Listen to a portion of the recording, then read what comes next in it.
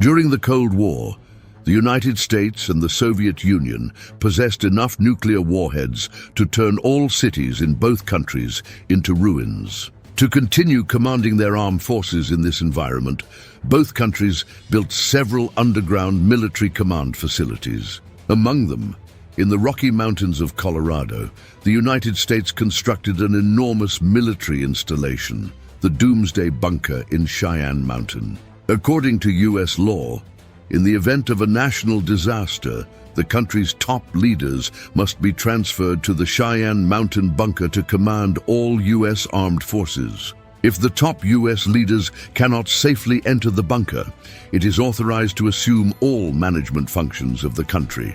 In addition to being the Doomsday Command Center, the Cheyenne Mountain bunker also has a very special room that hides high-level secrets. Today, we will uncover this U.S. Doomsday Bunker. Cheyenne Mountain is a mountain range in the center of the United States, with an altitude of 290 meters, located near Colorado Springs, the second largest city in the state. The mountain is famous not only for its beautiful landscapes, but also for housing one of the most secretive and fortified underground military bunkers in the world, the Cheyenne Mountain Complex. During the height of the Cold War in 1958, when tensions between the US and the Soviet Union were at their peak, both countries developed extremely powerful nuclear arsenals. In particular, the Soviet Union's intercontinental ballistic missiles and long-range bombers were already capable of threatening the US mainland. With both superpowers possessing similar nuclear weapons, victory was determined by the residual strength after a nuclear attack. Therefore, the US and Canada decided to jointly establish the North American Aerospace Defense Command, NORAD.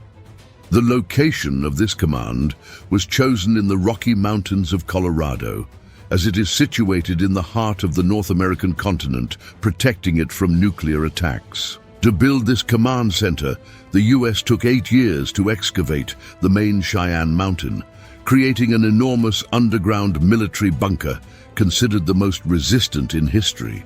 The bunker was built under 60 meters of granite inside the mountain. To excavate this bunker, the US military hired the best miners of the time, who removed more than 100,000 tons of granite from the mountain, revealing the monumental scale of the bunker.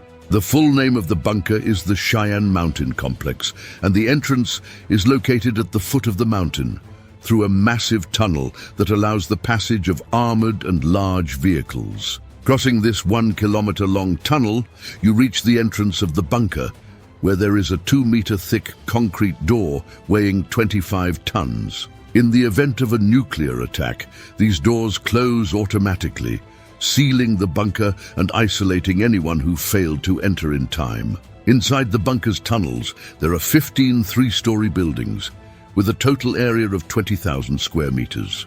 Each building is an important command center, including NORAD, Space Command, Air Force Systems Command, the Federal Emergency Management Center, and a mysterious building called Building Zero. These buildings are made of special steel and are supported by a system of giant springs, with more than 130 springs designed to absorb the impact of explosions. Even if the entire mountain shakes, these buildings will remain intact.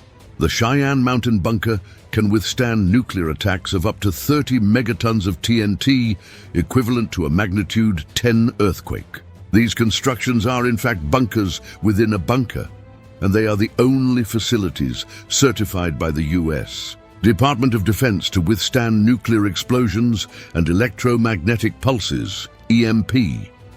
Cheyenne Mountain is responsible for monitoring all aircraft and missiles passing through North American airspace, issuing alerts to the governments of both countries in the event of an imminent attack, and coordinating the general defense of North America. The bunker also serves as the final command site for the President of the United States and other key military leaders in case of emergency. If necessary, the US President and the White House team would be transported to the Cheyenne Mountain Bunker to continue commanding the armed forces. On the day of the September 11, 2001, attacks, then President George W. Bush was strongly advised by his military advisors to take shelter in the Cheyenne Mountain bunker, as it was the safest location to protect against nuclear threats and terrorist attacks, as well as being the command point for all U.S. military forces. Although President Bush did not take shelter in the bunker, the Cheyenne Mountain Command System gained notoriety for issuing the order to immediately ground all non-military aircraft in the U.S. Since then, the Cheyenne Mountain Bunker has become synonymous with the Doomsday Bunker in the United States. The bunker was designed as a self-sufficient facility, capable of housing 80 people for up to a year, with all necessary supplies. At the top of the mountain, there is a natural underground reservoir that provides drinking water for the occupants, and the bunker has dormitories for soldiers, suites for senior officers, a presidential suite, a hospital, a fire department, restaurants, entertainment facilities, and a parking lot for 60 vehicles. The command center is the most secure in the United States, being the most protected data center and the highest level military command in the country, responsible for commanding U.S. global military operations and serving as a backup system for the Air Force One Presidential Aircraft Command. The bunker also has its own power plant, heating, cooling, and ventilation systems. A special support team is permanently stationed on site to ensure the bunker operates at 99.9% efficiency during a nuclear war. During a war, a single nuclear missile or even a hacker could bring down the power grid of an entire city, but the lights and electronic equipment in Cheyenne Mountain would continue to operate normally for several months after the collapse of the outside world. A military officer explained that the bunker's power supply is extremely stable and reliable, and the mountain's lights haven't flickered in 15 years. If the bunker were to enter doomsday mode, it could completely isolate itself from the outside world. The ventilation system is equipped with dozens of nuclear, biological, and chemical filters, ensuring that the air inside the bunker remains clean and breathable, even in the event of radioactive fallout. All access roads to the bunker are protected by reinforced concrete barriers that prevent the passage of enemy vehicles or invaders in crisis situations. With its solid structure, the bunker is truly impregnable.